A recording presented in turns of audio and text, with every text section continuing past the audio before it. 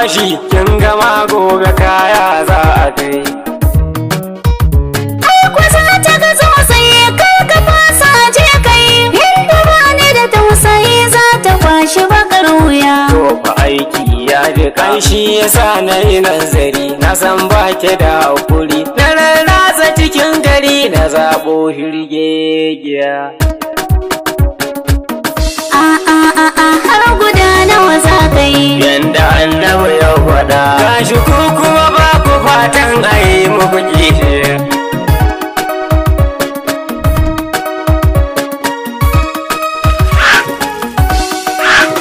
Mai gida ka tuna fa auren amana mu kai, kiran sunan kishiya yana sami da laulayi. Yanzu ma jina nake cikin mugun yanayi, ni da ai mini kishiya gara ai mini gogiya. In yi kwana 40 ina ya sa rijiya. Dankali ke ce agogo sarkin aiki ashe, kuma sai kin ganta yar beauty daidai da ni, gashi ta ilimin muhammadiya da na zamani, kuma ta ce yan akai bikin za ta kula da ni. Yanzu ma zazzabi take ni zan kai mata magani, hanzari fa nake ki bani hula ta in tafi.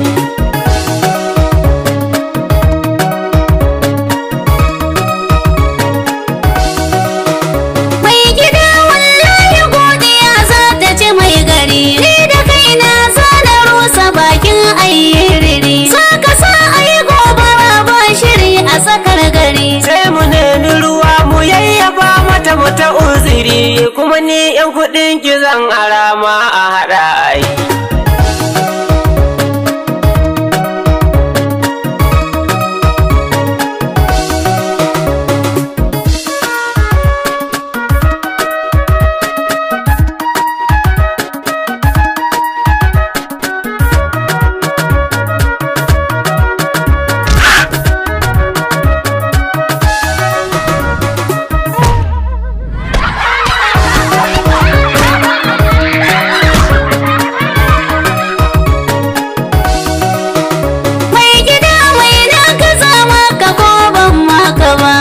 Dauki adashen ki ko sile baki bani ba. Ai suna nan adana su ne ban kashe abu ba. Za ki ɗauko to mu kirga su ko kuma na yi gaba, daga can kuma in wuce batun yi miki kishiya.